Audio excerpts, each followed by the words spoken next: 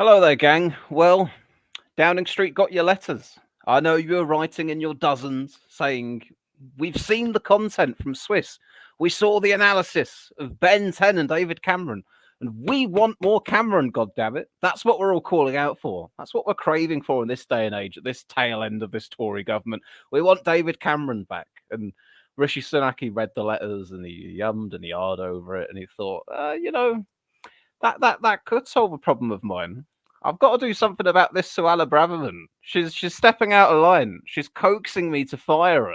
Sooner or later, I'm going to have to take action, but it's going to be politically tricky. There's going to be downsides to it. There's going to be splashback, if you will. But maybe if all these Captain Swiss viewers really want David Cameron back because they're so engaged about what Ben 10 aliens he enjoys, maybe I can, have a bit of razzle dazzle with it. I can do a little bit of a distraction. Maybe I've got to get rid of Braverman, fair dues, but then put Cameron on the table. Everyone's looking at Cameron. Suddenly, it's not so much about, oh, finally, after umming and ahhing for ages, I got rid of the Home Sec. It's, oh, look, Shiny Dave. You remember him? He's back, and he's Foreign Sec, and they've moved cleverly over to the Home Office. Hello, guys. Nice to see you all again.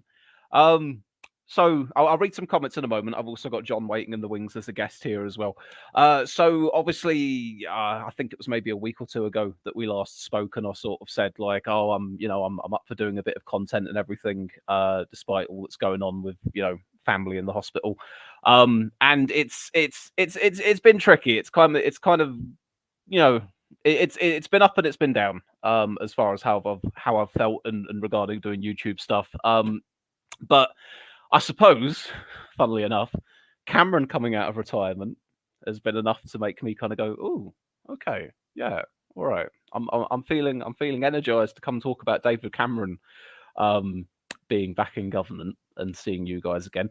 Also, a quick little bit of housekeeping. A couple of viewers, I think it was NA, had asked, "Can I go over the by-elections that I missed a few weeks ago and go over those results?" So I hadn't forgotten about that.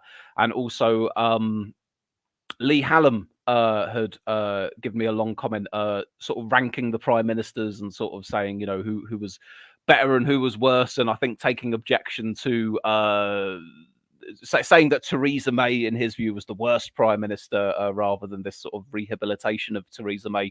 And I'd sort of said at some point I want to come along and do like a more in-depth discussion about sort of where I rate the Tory prime ministers against each other, because on my criteria, I wouldn't put May at the bottom. She definitely wasn't a good PM, but I wouldn't have a dead last. But I want to give that the time and attention it deserves as well, rather than just tacking all these things onto this stream here. So to NA and Lee Hallam, I've not forgotten about those things. I think as far as the Tory prime ministers things goes, actually, there's a thing that people do where they get like this website and they can put these tiers in, S tier, A tier, B, C, and they get little pictures of them at the bottom, and then you spend lots of time umming and ahhing, putting people in the different tiers or whatever. That might be a bit of fun. That might be a good little sort of peg to hang that off, to kind of go, right, okay, we're gonna rank the Tory prime ministers since 2010 and put them in the little tier listings or something, and then that will give us a chance to kind of go over them all individually. And any of you that are here live for that as well, you can obviously offer your thoughts and contributions there as well. So that's another little idea. So by-election results, we'll go over them at some point soon, and ranking the prime ministers as well. But at the moment, more immediately, I'm here to just say hello to you guys again. I'm going to speak to John in a moment. We're going to talk about Cameron being back in government. We might wade into the bog that is Labour and Gaza and Israel and all that shit. Who knows? But that seems to be the plan for the time being. So let me take a few comments real quick. Frank says, "Hello, Swiss." Liberty Prime says, "When you didn't think they could get more cringe, the Tories knock it out the park yet again." Psycho Ben says, "I don't like Sunak or Cameron, but I actually think he might do a good job. He was always a bit silver-tongued, which works well in the Foreign Office." Yeah, I've got no amazing love for David Cameron. That's certainly the case, but I can recognize him as a competent enough politician who is quite good when it comes to talking. I certainly agree with you there. I think he's definitely what you'd call a like a capable, very safe pair of hands in that position, and obviously brings a bit of experience to the top of government, considering he led the government for 6 years or however long it was. Charlie Simmons says hashtag bring back Brown. There's a question for you guys. Which other figures, which other ghosts of Christmas past would you like to see back in government, or indeed on the opposition benches were you given the choice? Josa says, my jaw dropped the moment I saw Cameron coming back. Sky Echo 7 says, hi, Swiss. Hello. Dr. Richmond, also in bed, is here as well. John, if you're listening, I'm bringing you in just a moment. Yeah, like I say, you know, my mind has been elsewhere the last few weeks. And for the most part, I've been ignoring politics in the news, you know, looking at it here and there, but not really much. I've mainly been binge watching The Sopranos, which I'd never actually seen until the last week or so. So I'm about halfway through the run of that. But it was my mum. She I was speaking to her, and she sort of said, "Oh, have you heard the news?" And I said, "What? You know, oh, has Suella Braverman finally been sacked?" And then she sort of went, "No, David Cameron's back as foreign sec." And I just went, "What? What?" This is like one of them weird little scenarios that you do a sort of a, you know, you hit the big red button on the what if machine, and you go, I wonder what life would look like if that happened. And then there we are. Right, I will bring in. Oh, okay. Hello there, John. First of all, hello, Swiss. nice to see you. I was just about to say I'm just bringing you in, and now I've also spotted as well. We had Callum waiting in the wings as well. Did my voice break there? Was that a little... No, I heard you. You're bringing Callum as well. So, yeah. I'll admit, nice to see you again. Granted, I wasn't expecting. I was wondering when you'd come back. I had a feeling you'd come back for this news. So, granted, you're doing it in the middle of I was doing my rewatch of Bleach, but who knows? That's fine with me. I'd rather talk about this right now. Oh, I am the YouTube influencer version of herpes. I always come back eventually. Yeah, but that's a great spell, isn't it? Yeah. Sorry, go on. No, just as a quick aside, I've not watched Bleach in forever. I watched it like when I was a teenager all the way through, and I've always looked back on it fondly, but I've never been committed enough to go back and watch all of it because it's long, you know. Oh yeah. Well, you can always skip the fillers and just do the manga story arcs. Oh yeah. Always skip the filler. Right. I will bring in Callum here as well. Hello there, sir. Good evening. How are you doing? Tired and drunk, but celebrating. Wonderful. That's my favourite way to have you. Yeah. What are you celebrating? Well, so this morning, about 9 in the morning, I was waiting at a very cold bus stop, and a ray of sunshine appeared. Okay. Suella Braverman had resigned as Home Secretary. You know what? I genuinely thought you were going to talk about something totally unrelated. I didn't realise you were pivoting. I got on the bus. Suella. Yeah. I got to university. I was about to enter my class. I looked at my phone, and in front of that ray of sunshine, a giant David Cameron-shaped cloud hoved into view, smelling faintly of pork. His giant Thomas the Tank Engine face. And I went into my class. I turned to my lecturer. Asked her, "Have you seen the news?" She said, "Well, I heard about the Home Secretary. What's happened?" I said, "Well, the Foreign Secretary was moved to Home Secretary, and the new Home Secretary is David Cameron." And she looked at me dead in the eyes, cold as night, and said, "You have got to be fucking shitting me. That man nearly got me killed." Well, I will admit, when I heard the news when looking at the Bullet Club for a quick break during my work, just to see if there's any more updates on the Suella Braverman thing, the announcement of Cameron's return got me so distracted that it took me a while just to process the entire thing. I was like, oh my God, get back to work. For the Tories as a collective group, today has gone incredibly well. I think many people were expecting the moment Sunak sacked Braverman, it'd be Tory civil war or cause of no confidence. But now it's just Cameron's back. The thing is, that's brewing in the background, sure. Suella Braverman got exactly what she wanted. She got sacked unceremoniously over the phone at 9 in the morning. But then, I'm convinced he decided this at the last minute, maybe even this morning. Rishi Sunak decides, fuck it, I'm going to make David Cameron Foreign Secretary. I think it's. I mean, first of all, I'll say, right, aside from the news of obviously Cameron's in, Braverman's out, there's been the shuffling between foreign and home. I don't know any more details of that around this. I'm learning it all as I'm streaming here. Well, I believe. But my immediate. Well, no one knows what's going on because it seems that everything that was obviously Suella Braverman's sacking has been brewing for like 2 weeks. Yes, But I've seen that all of the rumbling on other for a shit while. that's happened today, I'm convinced was decided on the fly this morning. Well, I mean, I said this at the very beginning of the stream. My immediate thoughts on this were, isn't it interesting that because of this appointment of David Cameron, rather than the big thing being we're talking about the fact that Braverman's finally gone, how long it took for her to go, blah blah blah, instead Sunak's dropped Cameron on the table, and we're all going, "Oh, David Cameron! How about that?" It's kind of it's changed what the dominant story of this news Rishi cycle Sunak's is, actually hasn't it? done something smart. Mm, In that what he's done is he's gotten ahead of the news cycle because literally you had my hour of sunshine this morning.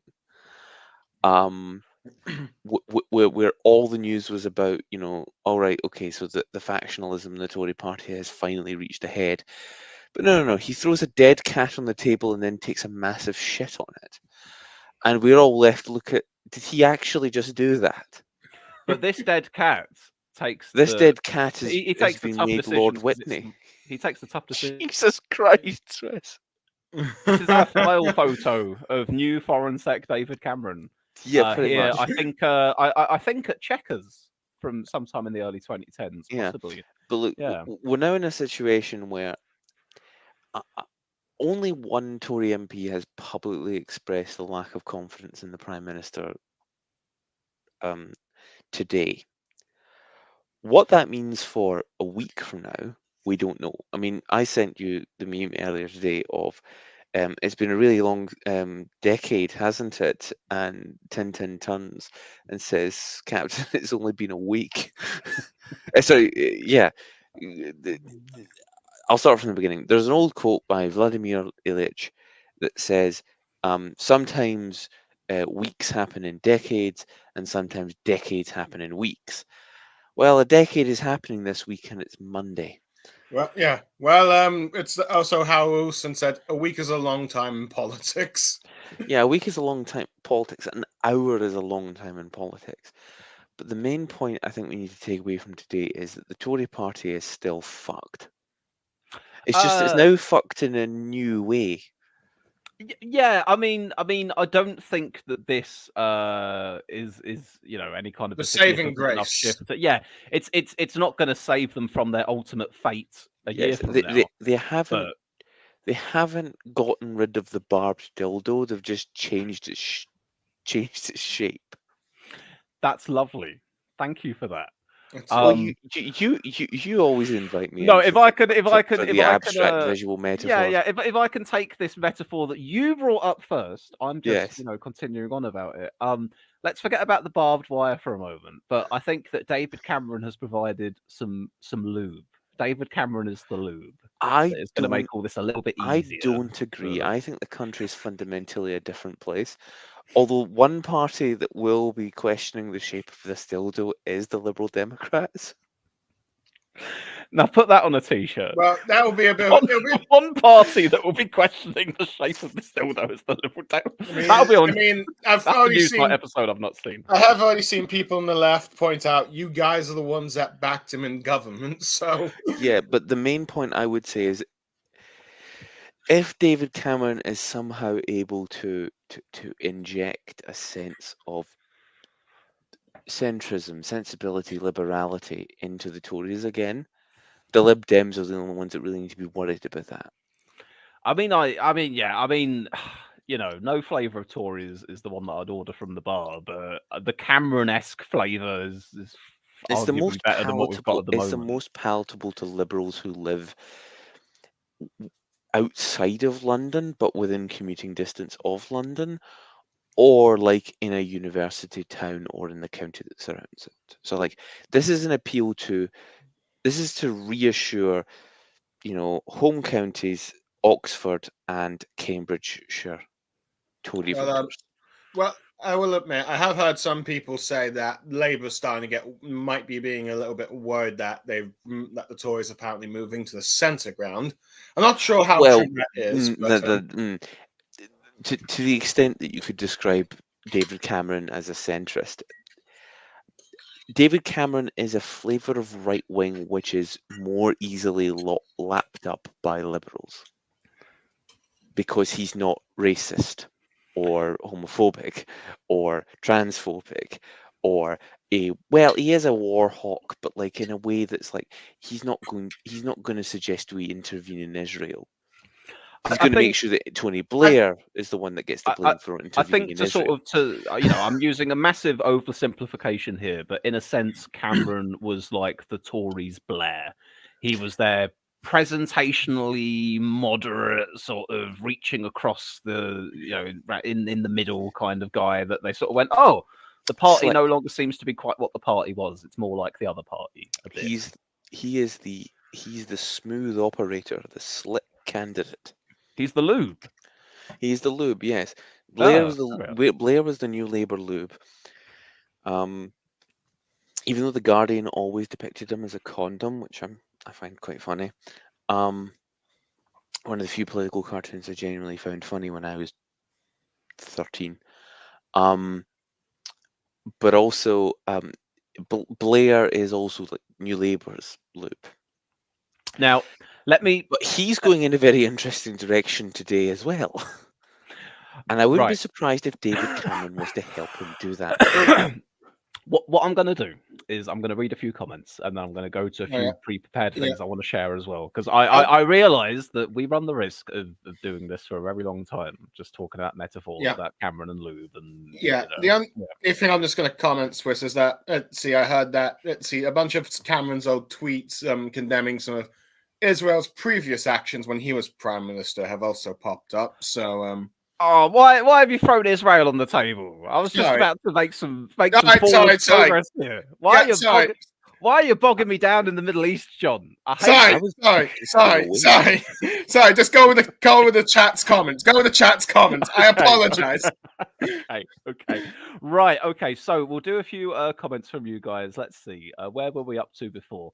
I'm going to speed through these, okay? Liberty Prime, wonder if every meeting he has with other world leaders starts with a, well, you fucked up that Brexit vote, didn't you?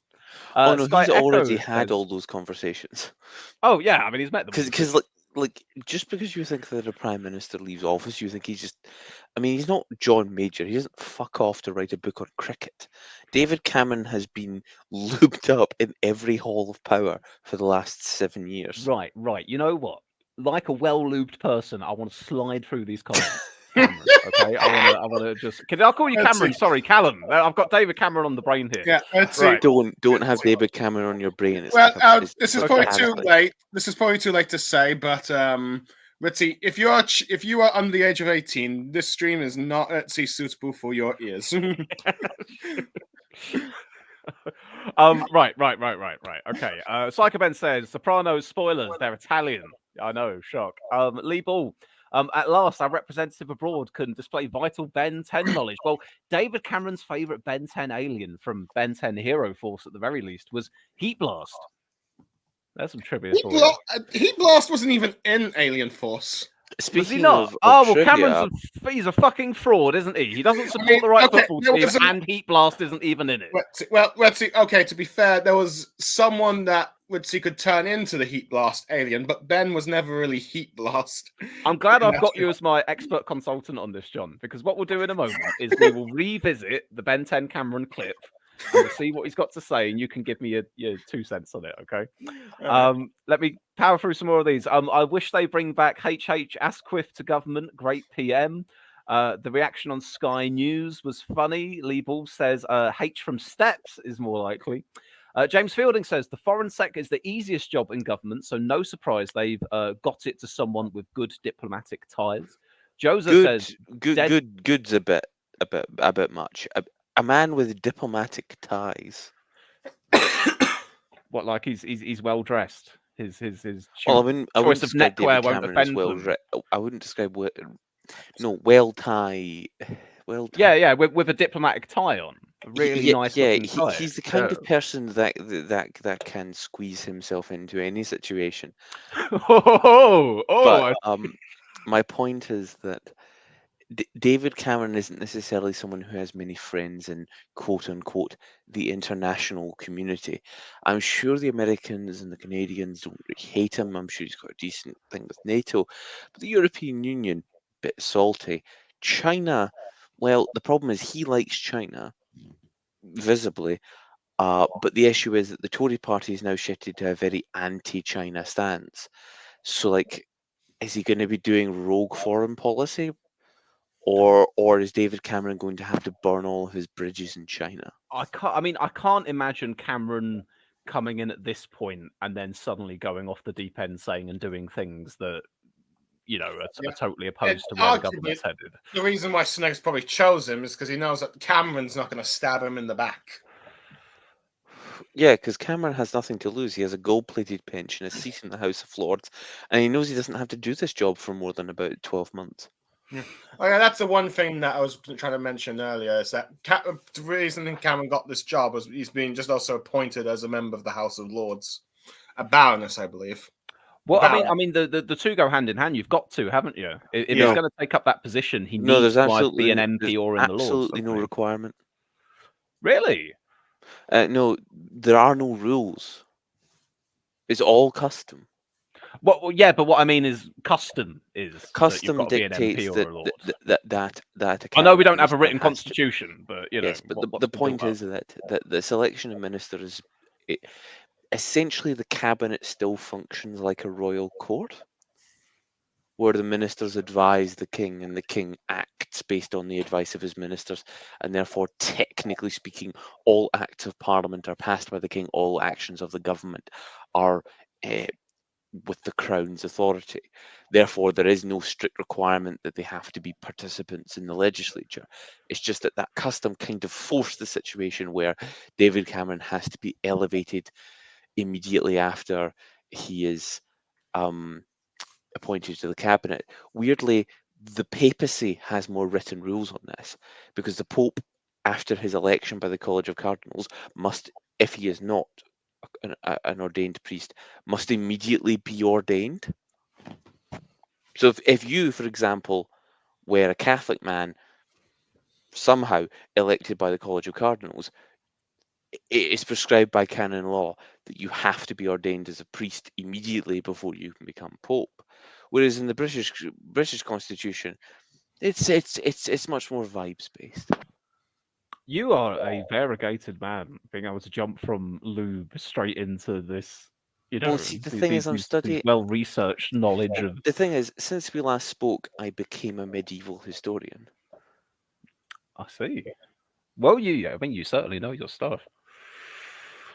Let me press on, okay? Because I'm aware that it's like 11 p.m. and I've got work tomorrow as well. So I want to push on these comments. I want to share a few things with the viewers as well. So let me get through these. Unsurprisingly, Andrea Jenkins has already put in her letters to the 1922. I think one of you guys mentioned that a tad earlier, didn't you? That there's been one so far. The letter is insane. Is it? Well, let's have a look at the letter in a moment if we can remember. Then, yes. I've got it up. Of these comments. Patrick Stewart was born to play Vladimir Lenin. He was superb in Fall of the Eagles.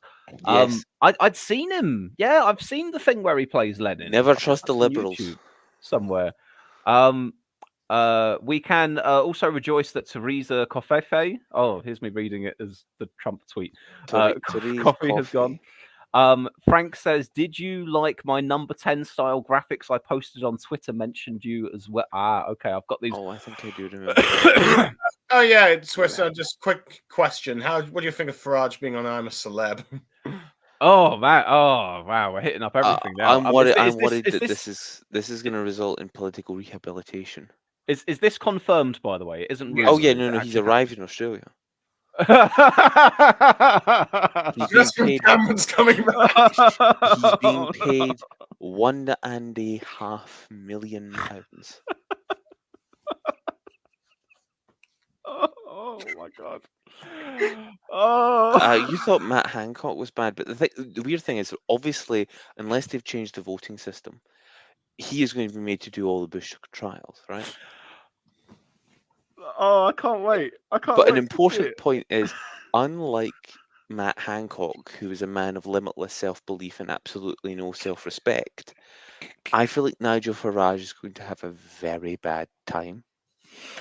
I think oh man, I'm gonna have to watch that. I need to see Farage getting confrontational with the Oh, other see, a candidates lot and of vice people are now versa. boycotting I'm a Celebrity because Farage is on it. Oh, okay. They do that if they like. I'll watch it out of interest. Every time they get some fucking politician on, I can't not watch it. That's just me, you know. Oh, right. Okay. Sorry. Right. Okay. I need to concentrate for a moment. Nearly done with the comments. James Cleverly is also the first home sec to play Warhammer 40k. Interesting. And then Liebel says, "Did someone ask me to up the lewd comments just then?" Right. Okay. Let me share some of this stuff with you. Oh my god. I've missed so much. Farage on I'm a Celebrity as well. Wow. Okay, so Frank had sent me a graphic here. Thoughts on these? Jeremy Corbyn MP appointed Secretary of State for Anti-Semitism, That is a French Third Republic ass position. and Margaret Thatcher appointed Secretary of State for snatching milk and pissing off minors. That is French Fifth Republic ass position. Thank you for your memes, Frank. Speaking of Corbyn, I think he's been on Piers Morgan's show today, and you're not dragging me back to Israel, John. You're not doing it. You're not doing it. All right. I was Um, just commenting on that. Excuse me. Shall I read out a bit of Dame Andrea Jenkins, MP's letter to Sir Graham Brady? It's mental. I've got the whole letter up in front of me. Right, yes. You know what? Do that, and then after that, we'll pivot back onto Cameron again. Okay. Okay. So it begins, "Dear Sir Graham, enough is enough. If it wasn't bad enough that we have a party leader that the party members rejected, the polls demonstrate that the public rejected him. And I am in full agreement. It is time for Rishi Sunak to go. Rishi's Machiavellian involvement in getting rid of our democratically elected leader Boris Johnson, who bravely fought for Brexit when Parliament was in deadlock. Yes, Boris, the man who won the Conservative Party a massive majority." Sorry. Did it actually say yes, Boris? Yes, Boris. Okay, thank you. Yes, continue. The please. man who won the Conservative Party a massive majority was unforgivable enough. But then to purge the centre right from his cabinet and then sack Suella, who was the only person in cabinet with the balls to speak the truth about Oh, the sorry. appalling Can I cut in again? Did she just use the phrase "purge the centre rights from cabinet" in reference to the likes of Braverman and the other people on the right wing of the Tory party? Yes. She's described the right wing of the Tory party as being centre right. Yes. Okay, please continue. Thank you. Suella, who was the only person in cabinet with the balls to speak the truth about the appalling state of our streets. And the Sorry. Let me stop you again there, Callum. Did she use the word balls? Yes, she used the word balls in as the in letter referencing the genitalia. Yes. Okay, but please continue. To speak the truth about the appalling state of our streets and the two-tier policing system that leaves the Jewish community in fear of their lives and safety. In the King's speech, we should have been barnstorming speech that would have strongly set out our stall ready for a general election that defines our true Conservative values. To be 20 points plus behind in the polls and a by-election defeat after defeat, how long are MPs going to sit on their hands and let he and his out-of-touch advisers damage our party irrevocably? I therefore submit this letter of no confidence in Rishi Sunak as our Conservative Party leader. I do this to stand up for a fight for true conservatism. We must be a party that delivers on low taxes, be trusted on the economy, and turbocharge our skills To power our economy, we must be strong in law and order, take control of our borders, and be energy independent as a nation, and stand up for our free speech. That entire paragraph there is one sentence. She does not know how to write. I hope other Conservative MPs follow suit. This is our last chance to stop Starmer, the man who tried to put Jeremy Corbyn into number 10. There we go. Wait for it. We need to stop his socialist cabal who will change the face of Britain beyond recognitions. I'm sorry, Callum. Let me Kind stop you there. regards, Let me Andrea stop you James. there for just a moment. Was Keir Starmer and his top team just described as a socialist cabal? There? Yes, they were. That is after we talked about the Jewish community in fear, given that cabal is an anti-Semitic dog whistle. I see. And we got. I love that the best charge they've got against Keir Starmer is he tried to put Corbyn in Downing Street because And that he leads a socialist cabal.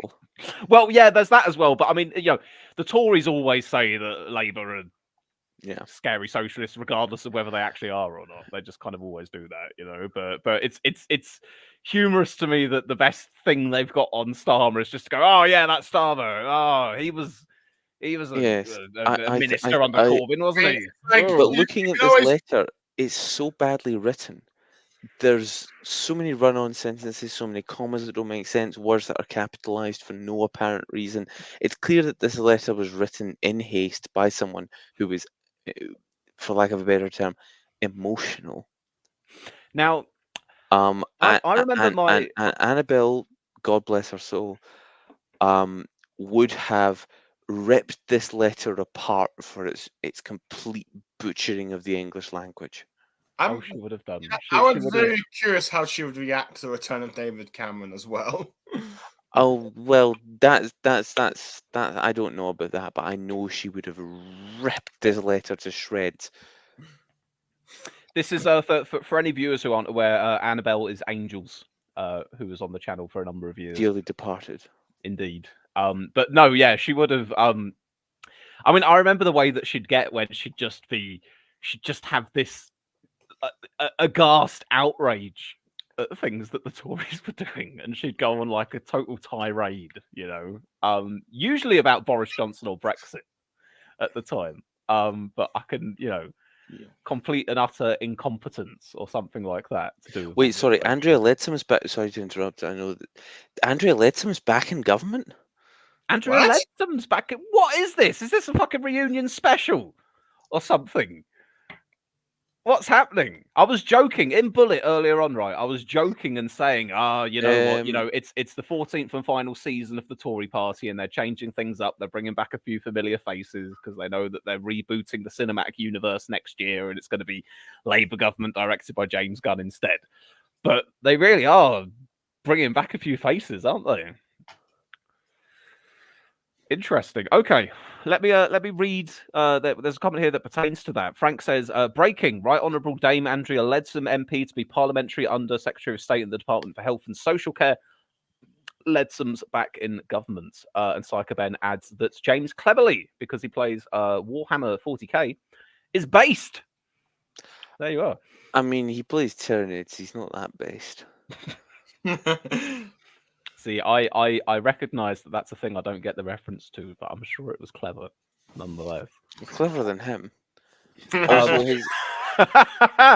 Also, his personal YouTube channel is I'm sorry, his personal YouTube channel. No, like how every person with a Google account has a personal YouTube channel. Oh, right. Oh, sorry, I thought you meant he was like doing unboxing videos and cleverly. No. But it means that all of the people he's subscribed to is public. Oh, and it's all Warhammer painting channels. Oh, you know what? Do you know what? I respect him. I truly respect that. He's gone up a little smidge more because he's... and I do kind of feel sorry for him in the sense that he went from having the most fun job in cabinet to potentially the second least fun job in cabinet, given that Obviously, the worst job in cabinet is Secretary of State for Northern Ireland. Yeah. But Because I mean, Northern Ireland, then home. they've always called Home Sec like the ministerial graveyard or something because so many No. careers The end up ministerial dying there. graveyard is Northern Ireland. Well, then what's Home Sec? But Home Sec has got this reputation as one that always seems to go wrong Home for people. Secretary is the home office is the palliative ward. The only one I can say that had more of a long-term success in that Home Secretary thing was arguably Theresa May. She bucks the trend as far as Home Secs went, definitely. Anyway, here's dear old David Cameron. He has risen.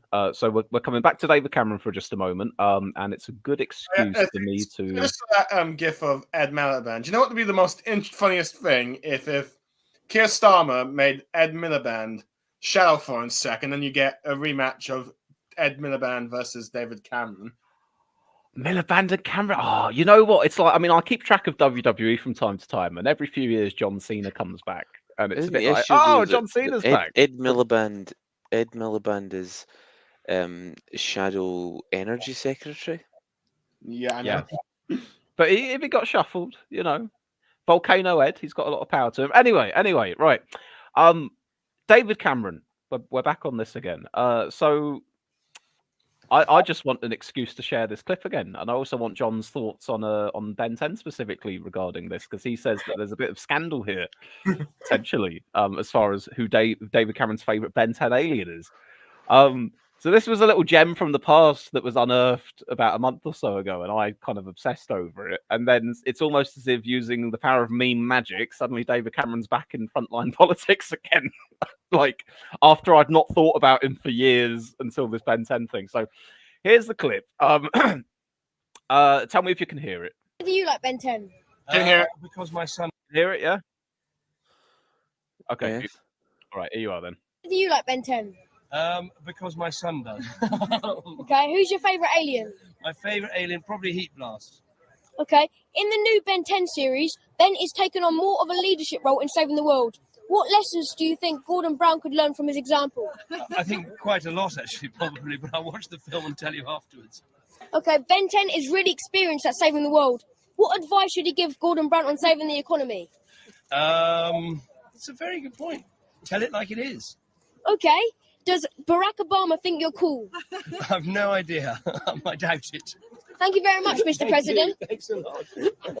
Anyway, yeah. That boy is now working in Tufton Street and makes Mussolini jokes on Twitter.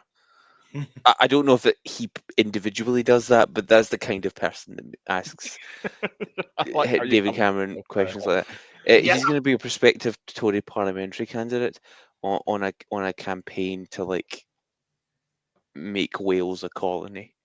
I'm pretty certain the only things Ben 10 knows about the economy and money is how to save up for smoothies, chili fries, and sumo slammers.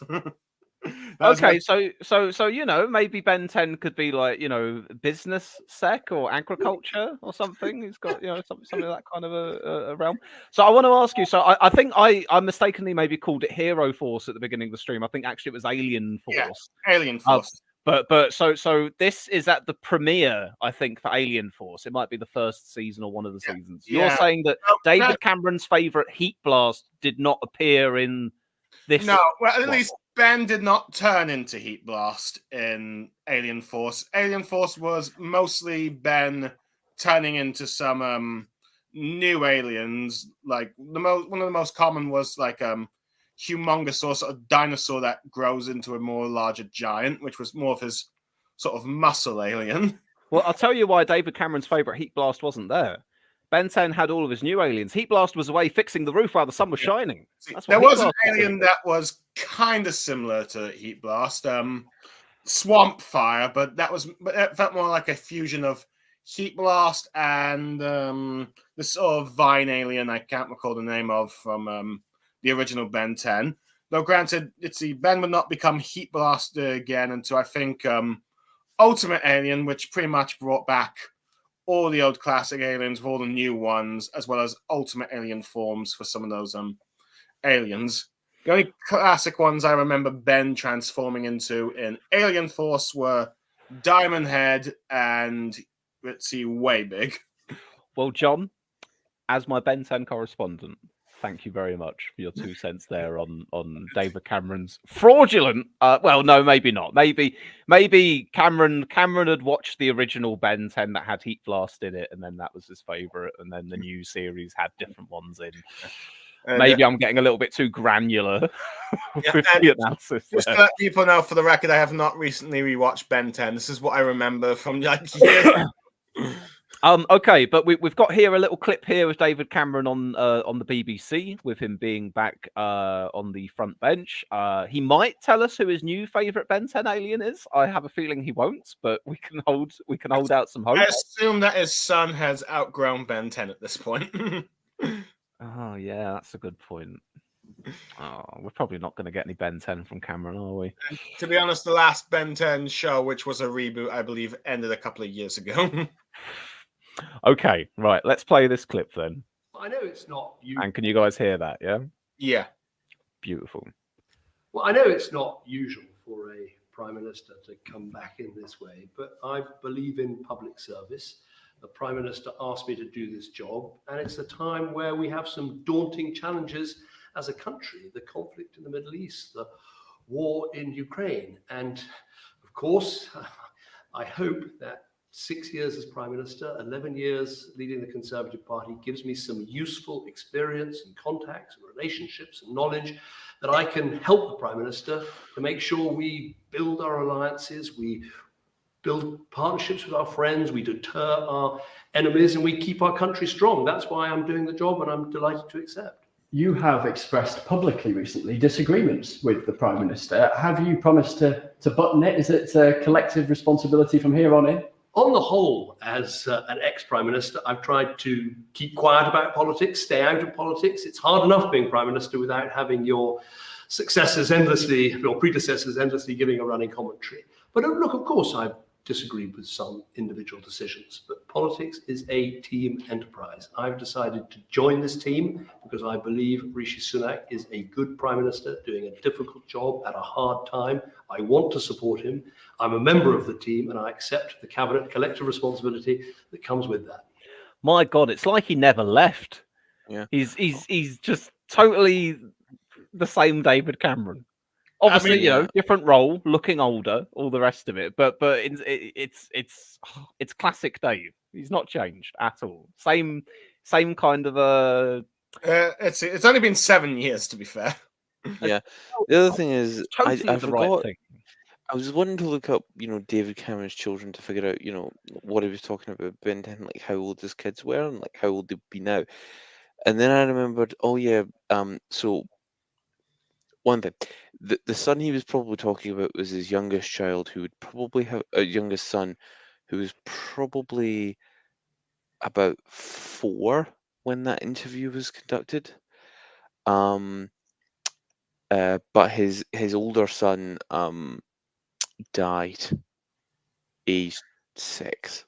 Oh And I yes, forgot that yeah. happened, and I Yeah, thought that was I think that very had bad. happened, and I think because I'd remember that Cameron had lost a child, and I think had Gordon Brown lost a child at one point as well. Yeah, and we had I words think about that it or something.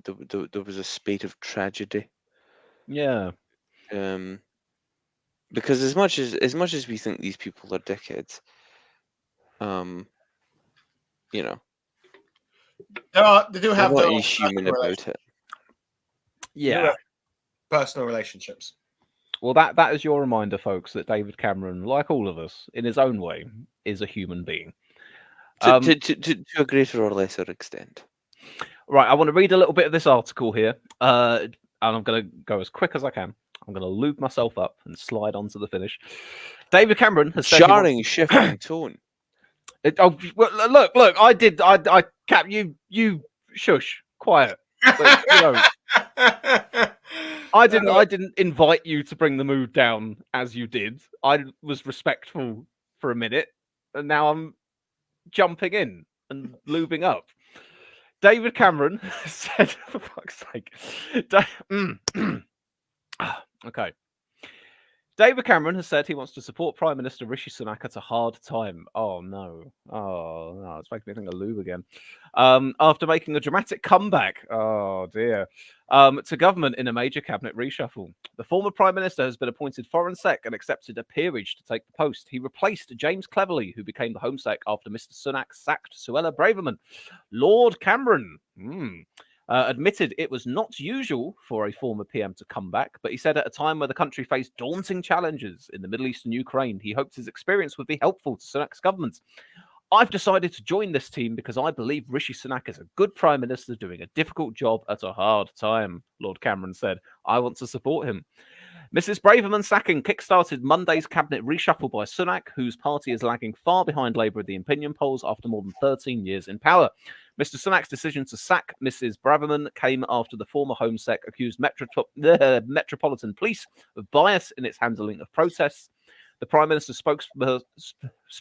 I wanted to say spokesman, and then I read that it's spokesperson because that's the age we live in now.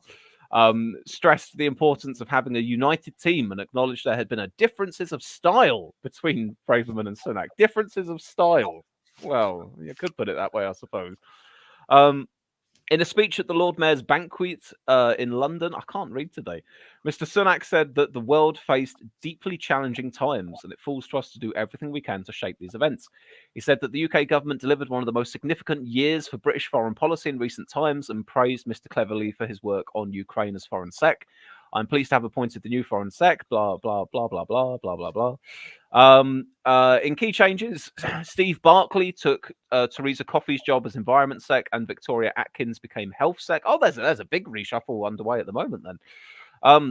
Former Transport Minister Richard Holden became Tory Party Chairman, taking over from Greg Hands. Other senior cabinet members remained in post, including Chancellor Jeremy Hunt, Defence Sec Grant Shapps, and Education Sec Gillian Keegan. It was Lord Cameron's appointment that stunned Westminster and made him the first former Prime Minister to re-enter government since the 1970s. Yeah, it wasn't even on my radar. It didn't really enter my mind as a possibility that a former Prime Minister could come back and serve in the government. It just didn't compute as a thing you'd expect to happen. It didn't seem on the horizon at all. The surprise move marked an unexpected return to frontline politics 7 years on from Lord Cameron's resignation as Prime Minister after the UK voted to leave the European Union. Look, it's really weird reading Lord Cameron over and over again. He'd blah, blah, blah. That's just the history of all that. The return of Lord Cameron has been welcomed by centrist Tory MPs, but derided by Brexit backers on the right of the party. The Liberal Democrats are calling for Lord Cameron's peerage to be blocked, referring to his lobbying for collapsed finance company Greensill Capital. Oh, that's ringing a bell. Oh, yeah, because Cameron has had a lot of financial over the years. Well, what was that you said, sorry? Cameron has had some financial scandals over the years, from what I recall. Yeah, these politicians and their fingers and their pies. Lord Cameron said he resigned from the various business and charitable roles, including president of the Alzheimer's Society. He said he had held since quitting as Prime Minister.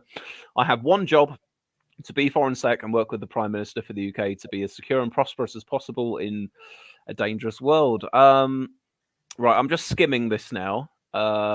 More stuff about Braverman and her comments. First time since 2010, there are no women holding any of the four most senior positions in cabinets. And okay, there we are. That's the quick little rundown of Cameron's appointment there. I wonder if he's going to be criticised for that, like when Jeremy Corbyn was when he first did his first shadow cabinet, when the top 3 jobs were male. It's a thing, isn't it? You know. Okay. Someone, Sky Echo 7 said, public service, you fucked off the day after the Brexit vote, for fuck's sake. Okay. I'm going to make a controversial opinion. David Cameron fucking off immediately, although it was jarring, probably wrong, it was the political move to make. He lost the referendum that he essentially seeks the premiership. He was in a completely untenable political position. What followed from it was a complete shit show also. But the point would be, I think he was right to resign. I think the trouble is, for one thing, I think it was during the campaign for the referendum, he was asked if he would resign should the vote not go his way, and he said he'd stay on as prime minister. Now, of Oh, course, no, of course, I understand that he you couldn't. lied. Yeah. I mean, of course, I understand that in the run-up to the referendum, you can't then go, "Oh, yes, if I lose, I will resign," and then suddenly, whoa, But that was an aspect that of it. would require more principle. But I do agree that, I mean, Cameron's main error from his perspective politically, and I suppose as leadership of the country as well, was calling a referendum that he didn't really want to have, that he thought he could win, and because he was high off of winning 2 other referendums. Yeah, he thought he could make the outcome the way he wanted to be, and obviously he lost that gamble. That's And then as a consequence of that, enough. yeah, and then as a consequence of that, yes, he kind of had to go. So I think ultimately, him resigning after the referendum, yeah, I think it was sort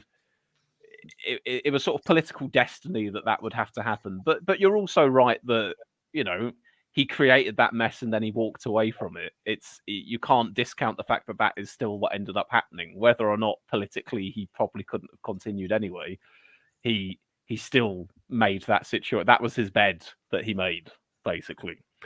But I mean, I suppose thinking just purely about Brexit, we've finally now had, I'd say, just about enough distance from the Brexit vote and actually having left the EU that it no longer, it feels recent in memory, but it no longer feels like the hot button thing that's going to affect how people kind of feel too strongly. Does that make sense? Yeah, I think we're now at a point where it's not a settled issue. To the extent that such an issue could be settled. I mean, we're still not settled about Irish independence. But the point would be, we're not going to rejoin the European Union. Even the Lib Dems have given that up. It is now no longer a live enough political issue that how you viewed the referendum will necessarily impact on your political future. Obviously, the Tories are fucked for separate but related reasons. And the point of it, David Cameron almost killing my lecturer is kind of related. Can you explain this to me? Him almost killing the lecturer. She was returning from a conference in the Netherlands, or was going to a conference in the Netherlands. Either way, she was going through Dutch customs, and she obviously had to go through the non-EU line, which was full of British people. And they weren't allowed to use the automatic passport control thing, so they had to have it all stamped by hand, which meant it was a much slower process. It was a very long queue. Something happened, things got out of control, riot police were brought in, and there was basically, they tried to storm the passport control, and there was a crush, and some people were injured. Thankfully, she made it out fine. But she did think if it had gone slightly differently, if I'd been in a different place of the queue, who knows what could have happened. And what she says is because Cameron called the referendum, because Cameron called the referendum and we left the European Union, that happened. And therefore she decided that I'm going to personally blame David Cameron for my injuries. However minor they were. Admittedly, she was doing this because it was a Monday morning. She was very grouchy, and I had just told her that pig fucker had been made foreign secretary. She was not in a good mood. Callum, sorry, alleged pig fucker. Sorry, dead pig fucker. Alleged dead pig fucker. Thank you. I think there is an extent to which an allegation like that is taken as true. I mean, we all know that John Major was fucking Edwina Curry. That's a matter of record. They've admitted to it, so yeah. Well, yeah, but David Cameron will eventually admit to putting his cock in a dead pig's mouth, which I understand is technically separate from pig fucking. Let's see. It's kind of I'll say one thing about David Cameron. Even though we kind of got lost the referendum, it is kind of weird to think that if the referendum wasn't lost to him and he won it, it arguably might have at least been prime minister until at least 2020. He said he was going to retire in 2019, hold a leadership election, and then that leader would go into the 2020 election, with enough time to hold their own budget and stuff. Fair enough. It's very likely that we might have it would probably have been, after the referendum, it probably wouldn't have been Gove, but at the same time, it's possible that it could have been any of his sort of senior ministers at the time, which is like, so much has happened we can barely remember, but it could have been George fucking Osborne. Or who knows, it might have been Rishi Sunak or Jeremy Hunt. Right, quickly. Psycho Ben had said, speaking of your associate's story of Cameron, does her arm hurt from that reach? Yes, definitely. I did feel like a reach, but at the same time, I do want to caveat it is she was very tired, very angry, and if she'd said that she'd had a drink, I would have believed her.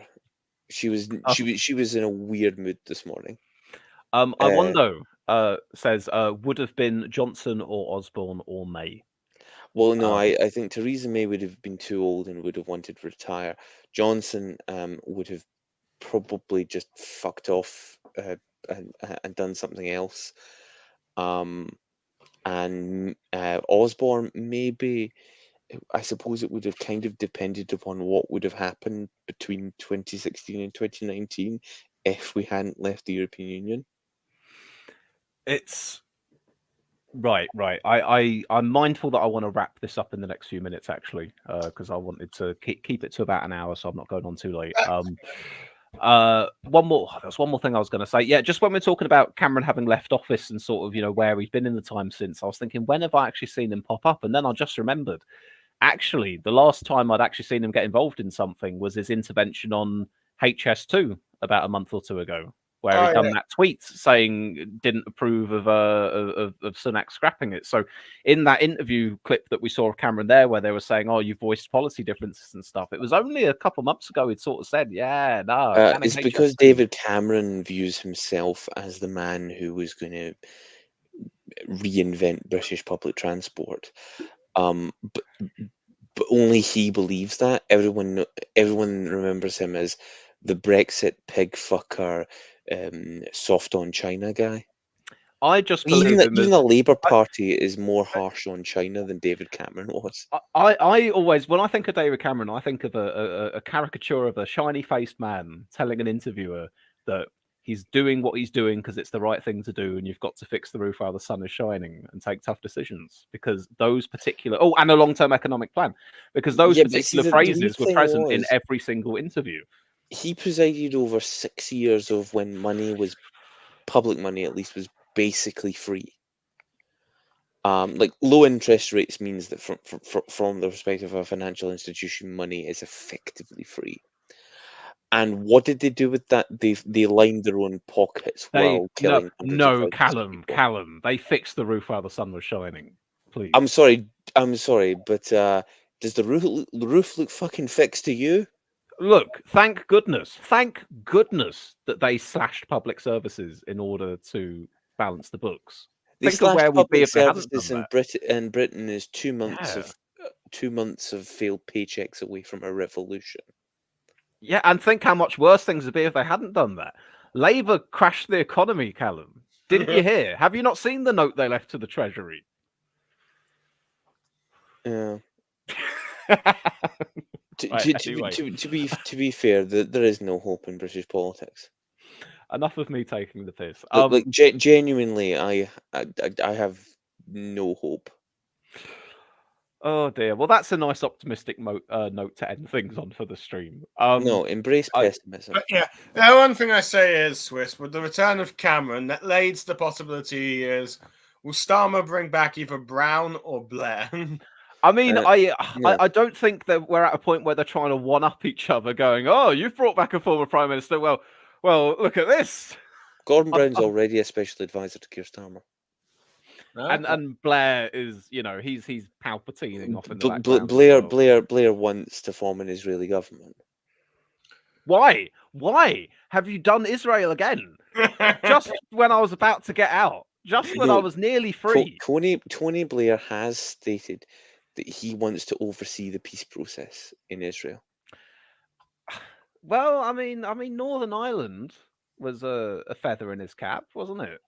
That was done by the people on the ground in Northern Ireland, the Taoiseach, and arguably John Major. Well, yeah, but what I mean is, whatever equivalent of a role that Blair played in that, go and do it. Blair signed some documents. Anyway, I don't condone terrorism. I don't condone human rights abuses. I think that they should condone Tony Blair. You should all stop killing each other and sit down and sort things out. And I don't want to fly any flags. I don't want an Israeli flag in my Twitter bio. I don't want a Palestinian flag in my Twitter bio. I'd like us all to get on and to stop accusing each other of hating various religious minorities based on sympathy for people being killed in a certain area of those. See, if you were only slightly more pro-Israel, I could believe that was a Starmer impression. Now is not the right time to call for a ceasefire because Hamas will regroup. What we need to do is I need to wait until all the other world leaders are calling for a ceasefire, and then I will change my position. Then it will be the right thing to do. Well, Macron's starting to do it, so who knows? We'll have to wait and see. Justin Trudeau did it without saying he did it because Justin Trudeau is... Well, I'll save that for another time. Yes, but fucking Labour with all the shit at the moment. It's been the first sort of genuine, proper sort of rebellion against Starmer since he became leader, isn't it? This the ceasefire. Arguably, it's also been for so many people in America, the final straw they've had with Joe Biden. If you've seen the polling. I've not followed America is so fucked. There's, you know what? I am going to end the stream because trying to dive into the whole fucking weird ass relationship America has with the different fucking parties and factions and who they like supporting with geopolitics and who's now against them giving money to these people and those people. It's all I'll say regarding America is at least we have the Lib Dems. At least what? All I'll say regarding America, at least we've got the Lib Dems. Just pretty much summing up, Cameron's back. We're turning to like the 2010s because we're also getting like David Tennant back. So I love it. It's 2010 again. David Tennant's Doctor Who. David Cameron is in government. It's amazing. I love this as the season finale of the Tory government. They're bringing back all the old faces. It's a lot of fun. I think it kind of petered out after about season 7 or 8 with the whole Brexit arc. It went on for a little bit too long, and then they sort of narratively where they were going with the whole pandemic Boris Johnson thing was just, that was never going to end up too well. And then the Trust Premiership, that was just a bit of a desperate ratings grab, really. They were trying to go, look what's happening now. We put Truss in Downing Street. Oh, the shark. Jump the shark, exactly, yeah. Somewhere in the late 2010s or the early 2020s, they really jumped the shark, and it's not been the same since, unfortunately. But I'm looking forward to, seeing what they do with Labour in government. It's a strange foreign concept, I know, Labour in government, but it could work. Unless somehow David Cameron does such a good job as Foreign Sec, he's able to boost Sunak's approval ratings to like the highest it's ever been. It's not impossible.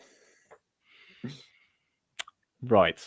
With that, I will say thank you and goodbye to John Cooper and Callum, who have joined me here this evening. And to you lovely people in the chat as well. Thank you very much for joining and your contributions. Was not expecting David Cameron to be back, but there we are. As I say, I was going through a bit of a period of time where I was like, I'm not really in the mood for doing YouTube at the moment, just with everything that's going on right now. But this sparks my interest. This drags me back in for a little while. So I'm not going to hazard at saying when you'll see me again. It could be soon. It could be a few weeks from now. I'm not sure, but I'll be back sooner or later. You know that much. So yeah, guys, thank you very much for joining. Thank you for having us, Swiss. We are so fucked. Wonderful. I'll see you later.